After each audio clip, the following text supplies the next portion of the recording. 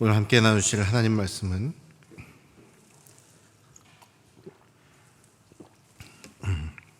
데살로니가 1장 2절부터 10절까지 말씀입니다. 데살로니가 1장 2절부터 10절까지 말씀입니다만 1장 2절부터 7절까지만 봉독해 드리겠습니다. 신약성경 329쪽에 있습니다.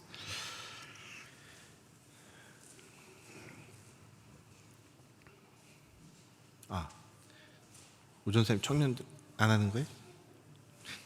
다음 기회에 하겠답니다. 데살로니가전서 1장 2절부터 10절까지 말씀인데 7절까지만 봉독해 드리겠습니다. 우리가 너희 모두로 말미암아 항상 하나님께 감사하며 기도할 때에 너희를 기억함은 너희의 모든 믿음의 역사와 사랑의 수고와 우리 주 예수 그리스도에 대한 소망의 인내를 우리 하나님 아버지 앞에서 끊임없이 기억함이니 하나님의 사랑하심을 받은 형제들아 너희를 택하심을 아노라. 이는 우리 복음이 너희에게 말로만 이른 것이 아니라 또한 능력과 성령과 큰 확신으로 된 것임이라. 우리가 너희 가운데서 너희를 위하여 어떤 사람이 된 것은 너희가 아는 바와 같으니라. 또 너희는 많은 환난 가운데서 성령의 기쁨으로 말씀을 받아 우리와 주를 본받는 자가 되었으니 그러므로 너희가 마게도니아와 아가야에 있는 모든 믿는 자의 본이 되었느니라. 아멘. 아멘. 할렐루야. 우리 아버지 하나님의 크고 놀라우신 그 은혜와 그 변함없는 사랑이 여러분과 여러분 가정에 충만하시기를 주님의 이름으로 축원합니다. 아까 그 찬양을 이렇게 하시는데 그 사진들 이렇게 쫙 나왔잖아요. 우리 교회 그 서버에 저장되어 있는 우리 교회 옛날 역사 사진들인데요. 여기 지금 계신 분들 중에도 이렇게 많이들 나오지 않았습니까? 저건 누구다, 저건 누구다 이렇게 얘기하셨을 텐데 참 그렇게 젊으셨던 분들이 이렇게 연세가 지긋하셔서 이렇게 또 자리를 지키고 계신 것이 얼마나 또 감사하고 또 무엇보다 그것이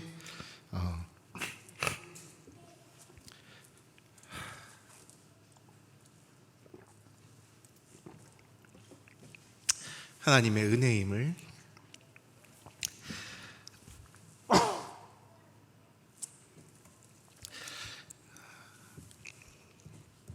감사드립니다.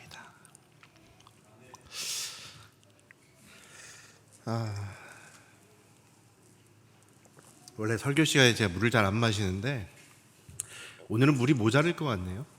뒤에 있죠?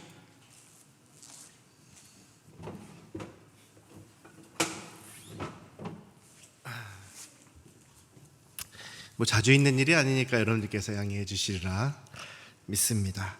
바울 사도가 데살로니가 교회를 세웠죠. 사도행전 17장에 기록이 되어 있는데 고생을 참 많이 했습니다. 안식일에 보통 이제 어떤 도시에 가면 회당을 먼저 찾습니다. 유대인들 남자가 10명이 모여 있으면 회당을 하나씩 짓게 돼 있어요. 그래서 유대인들은 그 회당이라는 장소를 우리로 치면 예배당이죠. 그 회당을 중심으로 해서 생활을 합니다. 회당 가까이에다 집을 짓습니다. 왜냐하면 안식일에는 너무 멀리 나가지 않게 돼 있거든요. 그래서 회당에 모여서 예배를 드려야 되기 때문에 회당 중심으로 살 수밖에 없어요.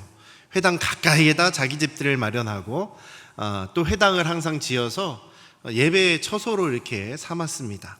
그래서 바울 사도는 항상 그 선교를 가면 전도를 하러 갈 때 항상 회당이 있는 곳을 먼저 찾습니다. 큰 도시에 유대인들이 또 이제 로마 제국 전체에 흩어져 있기 때문에 회당을 짓는 수 있는 교회 그런 지역이다라는 것은 유대인들이 많이 있는 곳 아니겠습니까? 그래서 항상 바울 사도가 자기는 이방인의 사명을 받았다라고 얘기는 하지만 항상 가면 먼저 전도하는 그런 대상은 유대인, 같은 민족이었어요. 같은 친척들이었습니다. 그래서 안식일에 회당에서 바울 사도는 랍비였기 때문에 안식일에 회당에서 말씀을 읽고 가르칠 수가 있었어요. 그래서 회당에서 데살로니가 교회 그 지역에서는 3주 동안 3번의 안식일 동안 말씀을 읽고 그 구약이죠. 구약 성경을 읽고 그 구약의 내용을 가지고 이 구약이 이루어졌다. 바로 예수 그리스도시다. 예수 그리스도께서 죽으시고 부활하셨고 그분이 우리의 주님이시다라는 것을 계속 강론을 합니다. 그런데 대부분의 그 회당에 참석한 유대인들은 바울 사도의 이야기를 듣지 않았습니다. 근데 그 중에서 몇몇 사람들, 야손이라는 사람을 비롯해서 몇몇 사람들이 그 말씀을 받아들인 거예요.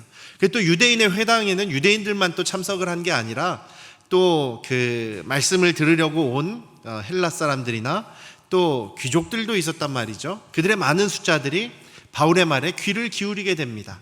그래서 바울의 이야기를 좀 더 들어보자라고 해서 야손을 중심으로 해서 야손의 집으로 바울 사도를 이렇게 모시게 초청하게 되는 것이죠.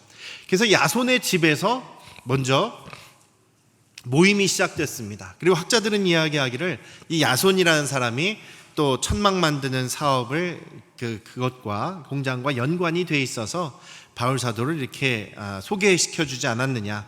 그래서 바울 사도가 천막 만드는 일을 하고 그때에 또 야손과 함께 지내면서, 그렇다고 한다면 야손이 살고 있는 집도 지난주에 저희가 보여드렸던 그 사진을 그림으로 보여드렸던 그 로마 시대의 인슐라라고 하는 주상복합 공장형 아파트, 거기에서 함께 살았지 않았겠느냐라는 이야기를 합니다. 그래서 데살로니가 교회가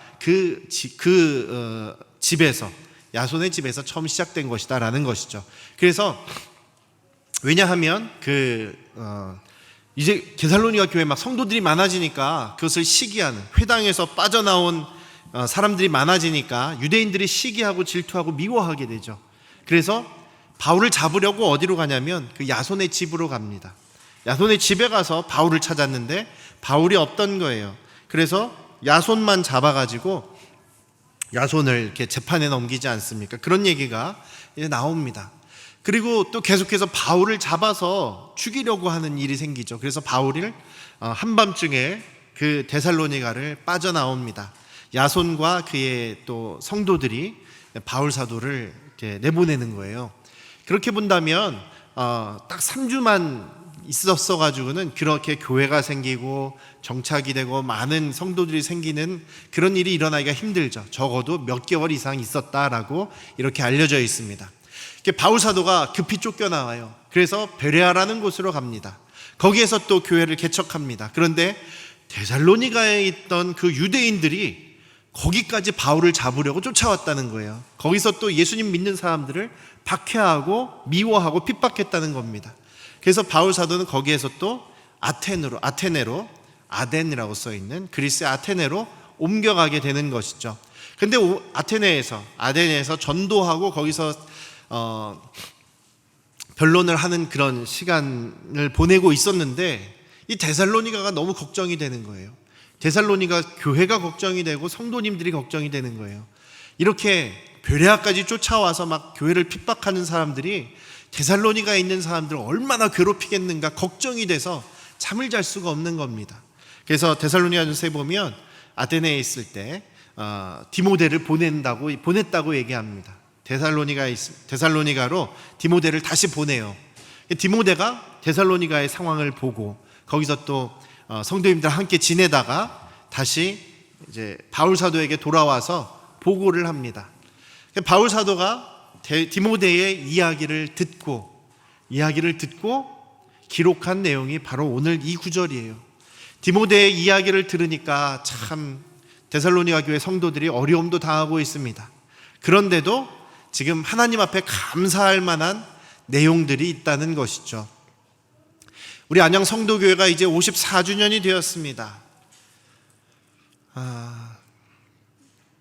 디모데가 데살로니가 교회의 일들을 바울 사도에게 보고했을 때 바울 사도가 참 감사하며 데살로니가 교회를 칭찬했던 것처럼 우리 교회도 참 칭찬받는 교회 되기를 주님의 이름으로 축원합니다. 하나님 보실 때에 칭찬받고 사람들이 볼 때에 칭찬받는 그런 교회가 되시기를 주님의 이름으로 축원합니다. 물론 저도 노력해야 되고 우리 모두가 한 마음이 돼서 노력하지 않으면 불가능한 일입니다. 무엇을 하나님 앞에 감사하며 데살로니가 교회를 칭찬하고 있을까요? 2절부터 기록되어 있습니다. 보면 우리가 너희 모두로 말미암아 항상 하나님께 감사하며 기도할 때마다 너희를 기억하는 내용이 있다. 3절에 뭐라고 되어 있습니까? 너희의 믿음의 역사와. 믿음의 역사라고 할 때 이 역사는요, 무슨 세계사, 한국사 그런 역사를 얘기하는 게 아니고요. 힘쓸 역자의 일사자죠. 힘써서 일한 것, 행실을 너희들이 어떻게 했는지, 믿음으로 어떻게 했는지를 감사한다. 그 이야기를 지금 디모데에게 들은 겁니다. 두 번째, 사랑의 수고죠. 그냥 말로만 하는 사랑이 아니라 사랑한 것을 수고하며 사랑한, 희생하며 사랑하고, 또 자기가 좀 손해를 보더라도 사랑하는 사랑의 행동. 네, 제가 평생 계속해서 반복할 겁니다만, 사랑은 말이 아니다. 물론 말도 중요합니다만 감정이 아니다, 행동이다라는 말씀을 계속 드리고 있죠. 사랑의 구체적인 행위를 얘기합니다. 그것은 수고와 희생과 헌신이 따라가는 거죠. 주 예수 그리스도에 대한 소망의 인내, 이것을 기억한다. 주 예수 그리스도에 대한 소망의 인내, 예수님께서 다시 오실 것이다 라는 그 재림에 대한 소망을 갖고 인내하는 것.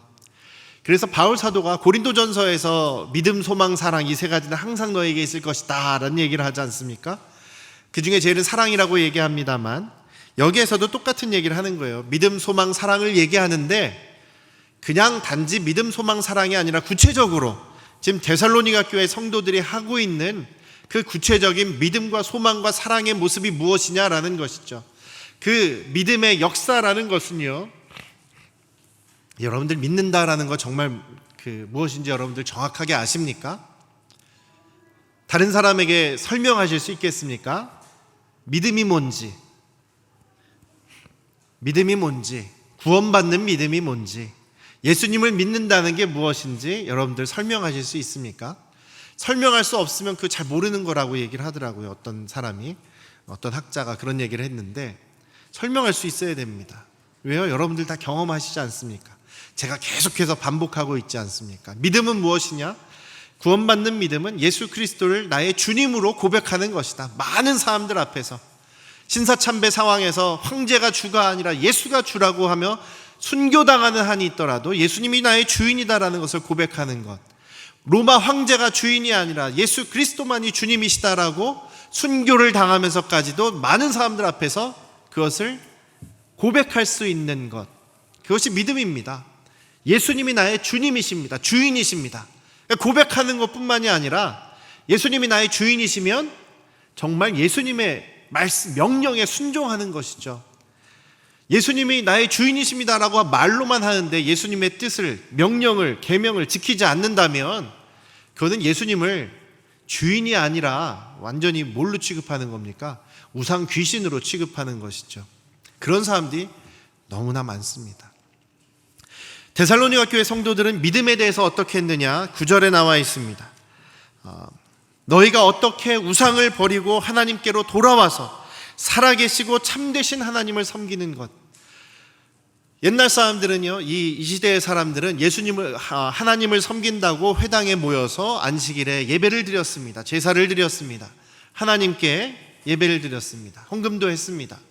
근데 그리고 나면 바로 또 우상의 신전에 가서 우상의 예배에 참여합니다. 황제를 숭배하는 그 신당 앞에서 인사하고 절을 해야 합니다. 그렇지 않으면 물건 사고 파는 그런 거라든지 그 동네에서 살아남는 게 힘든 그런 사회였다라는 것이죠. 우상의 신전에서 그 고기들이나 삶은 고기나 이런 것들을 싸게 팝니다. 거기서 굉장히 많은 그런 거래와 상업들이 이루어져요. 신전을 떠나서는 생활을 할 수가 없습니다. 그런데 예수 그리스도를 믿은 다음에 참되신 하나님께로만 돌아가고, 그리고 예수 그리스도만이 살아계시고 참된 주인이심을 고백하는 믿음의 삶을 살게 됐다는 거죠. 내가 지금 살아가고 있는 것에서 세상적인 것들을, 죄된 것들을 싹 끊어버리고 예수 그리스도의 말씀대로 살아가는 그 믿음이 바로 데살로니가 교회의 믿음이었다는 겁니다. 오늘 우리로 따지면 어떻습니까? 예수님을 믿은 다음에, 예수님이 나의 주인이 되신 다음에 주인이신 예수님이 기뻐하시는 것, 주인이신 예수님의 명령, 그것을 위해서 죄된 것들을 싹 끊어버리는 것. 많이 있겠죠. 도박에 쩌들었던 사람이 예수님을 영접한 다음에 도박을 끊어버리고, 술이나 담배, 마약에 쩌들어 있던 사람이 그것을 딱 끊어버리고 나의 몸의 주인 되신 예수님께 영광을 돌리기 위해서 그런 죄된 습관들을 다 끊어버리는 것. 뭐 여러 가지가 있지 않겠습니까? 음란한 것들을 끊어버리는 것. 그런 거룩한 삶의 모습으로 돌아오는 그런 삶이 바로 데살로니가 교회의 성도들의 삶이었다는 것이죠.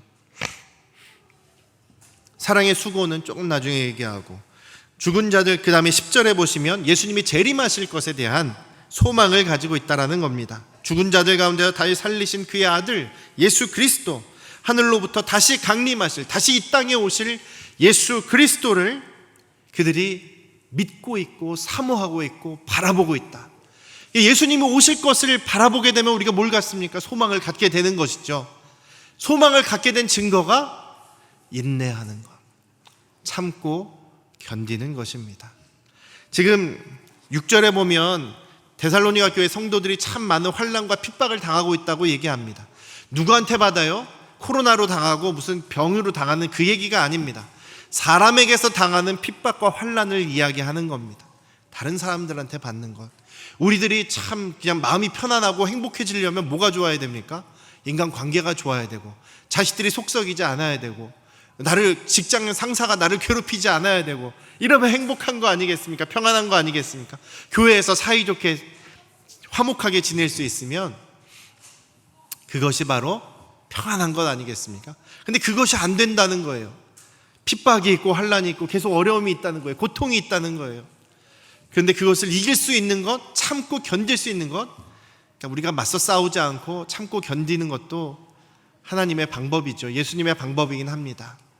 물론 우리가 잘못된 것에 대해서 잘못됐다라고 주장할 수 있고 우리 목소리를 내야 됩니다만, 그런 것이 아니라 지금 여기에서는 그 믿음 때문에 받게 되는 환난을 예수님께서 다시 오실 것이다라는 그 소망으로 견디고 있다는 거죠. 사랑하는 우리 안양 성도교회 가족 여러분, 예수님은 분명히 오십니다.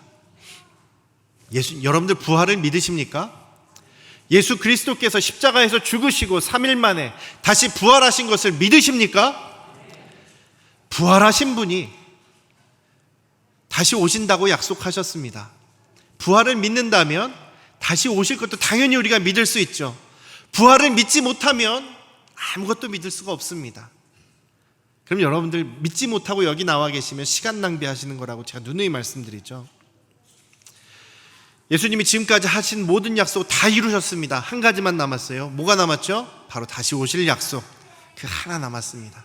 예수님 다시 오시면 죄인들 심판하실 겁니다. 요즘 세상에 정말 아주 하나님 없이 하늘 두려운 줄 모르고 주님의 심판이 무서운 줄 모르고 살아가는 사람들이 너무나 많습니다. 천륜을 저지르는 사람들, 저버리는 사람들 많고, 뉴스 보면 그런 거 너무나 많지 않습니까? 부모를 버리고 죽이고 방치하고, 하늘 무서운 줄 모르는 사람들이 너무나 많은 것이 요즘 세상입니다. 주님께서 오실 때 심판하시는 주님으로 오신다고 합니다. 언제 오실지 모르지만 얼마 안 남은 것 같아요. 바울 사도도 초반에 그 서신들을 보면 예수님이 곧 오실 거다, 나 살아계실 때 오실 거다, 그렇게 얘기합니다. 그러니까 우리가 주님을 맞이할 때에 깨어서 맞이하라고 이야기합니다. 깨어있을 때입니다, 여러분. 근데 그 깨어있는다는 것이 거창하게 이제 여러분들 재산을 다 팔아서 우리 어디 숲속에 산속에 동굴에 숨어 삽시다, 함께 모여 삽시다, 이런 것이 아니고요. 정말 예수님의 말씀, 하나님의 계명을 잘 지키는 겁니다. 하나님 말씀에 순종하는 겁니다. 사람답게 사는 겁니다. 믿음으로 사는 겁니다. 주님께 영광 돌리며 사는 겁니다. 그게 쉽지 않기 때문에 예수님께서 성령의 도우심이 필요하다라고 말씀하시는 겁니다. 사랑하는 우리 안양 성도교회 가족 여러분, 주님 곧 오실 것입니다. 다시 오실 것입니다. 그것을 잊지 않으시길 주님의 이름으로 축원합니다. 주님 다시 오시면 우리에게 상도 주실 수 있고, 또 우리에게 믿지 않는 사람들에게, 천륜을 저버리는 사람들을 심판하실 것입니다. 심판하시는 분을 두려워하시길 원합니다. 물론 저희들은 주님의 말씀에 순종하는 주님의 자녀들은 두려워하실 것이 전혀 없으니까 걱정하시지 마시기를 주님의 이름으로 부탁드립니다. 대신 우리가 주님 언제 오시든지 맞이할 준비를 하면서 주님 다시 오실 것을 소망으로 품으시기를 주님의 이름으로 축원합니다. 사랑의 수고인데요, 사랑 그냥 말로 사랑한다라는 얘기 아닌 건 당연히 이제 아시죠? 사랑에는 수고와 헌신과 희생이 따릅니다. 그래서 여기에서도 사랑의 수고라고 이야기를 합니다. 데살로니가 교회 성도들이 서로 사랑하는데 자기 것 손해보고 또 내 것을 내 것이라고 하지 않고, 그리고 서로 도우며 돌보며 수고에 노력하며 사랑을 했다는 겁니다. 고린도전서 13장의 사랑의 이야기들은 전부 다 행동이라고 얘기했죠. 행동입니다. 예수님이 말씀하시는 온전케 하시는 그 사랑의 법도 행동입니다. 원수까지도 구체적으로 돌보고 사랑하라는 그런 행동입니다. 물론 구약에 있는 율법이나 그 모세에게 말씀하신 그 법에도 그런 정신이 이미 있습니다. 그것이 사람들이 저버렸기 때문에 예수님께서 다시 온전케 하신 것이죠. 사랑하는 데는 수고가 따릅니다. 사랑하는 우리 안녕 성도교 가족 여러분, 사진 그림 하나 보셔야 되는데요. 그림 하나 보여주십시오. 사랑의 수고에 대한 그림인데요, 어떤 그림 같습니까? 한 사람이 저 깊은 구덩이에 빠져 있어요. 한 사람이 도와주려고 얘기합니다. 저 꼭대기에서 자, 내 손 잡아봐, 좀 잡아보란 말이야, 좀 더 팔을 뻗어보란 말이야, 얘기만 하는 거예요. 지금 약 올리는 거죠.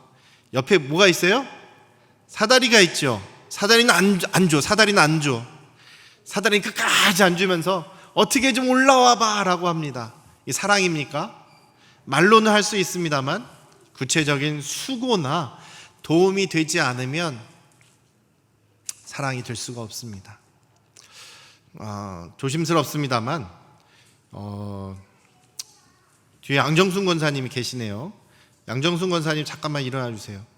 네, 박수 한번 해드리기 바랍니다. 박수 하십시다. 네, 감사합니다. 영문을 모르시죠?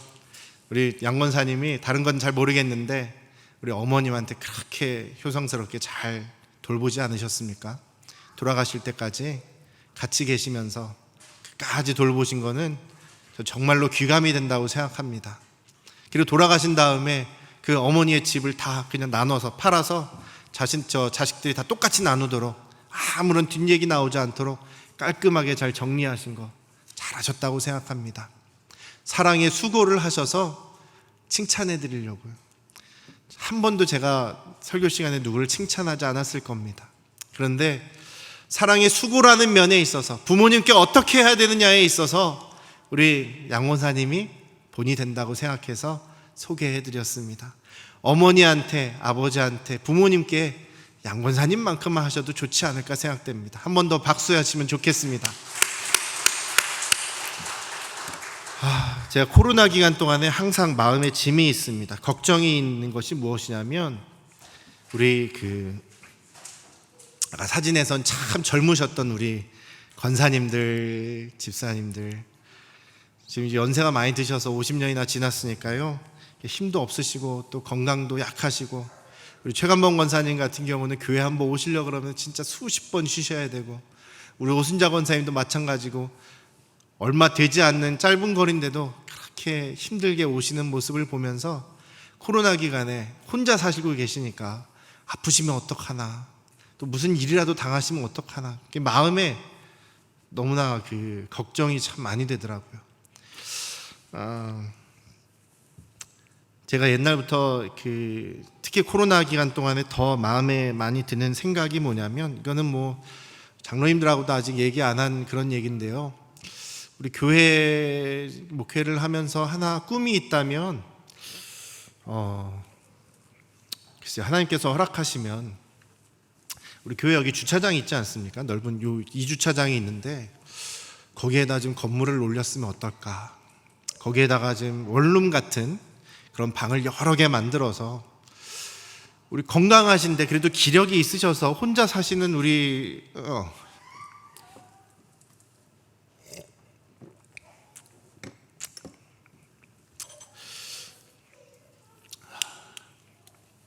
권사님들이 거기서 같이 이렇게 사시면 어떨까?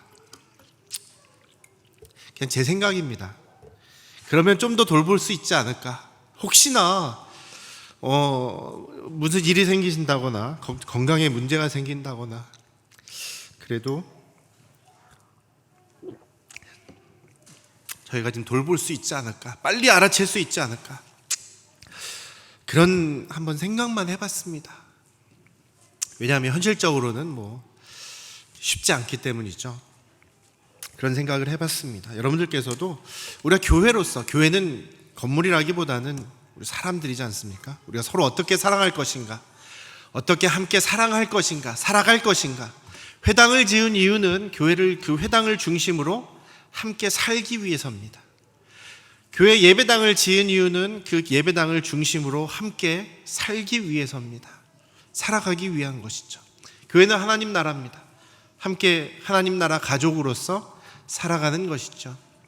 앞으로 우리가 예수님 다시 오실 때까지 얼마나 우리 안양 성도교회가 더 있을지는 모르겠습니다만 우리 교회가 그렇게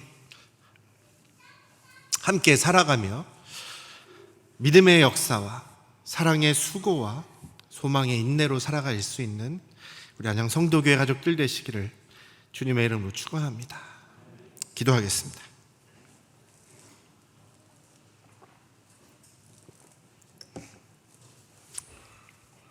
아버지 하나님, 혼란과 핍박 중에서 참 어려운 환경 가운데서 이 데살로니가 교회 성도들은 믿음의 역사, 사랑의 수고, 또 소망 가운데 인내하는 모습으로 살았습니다.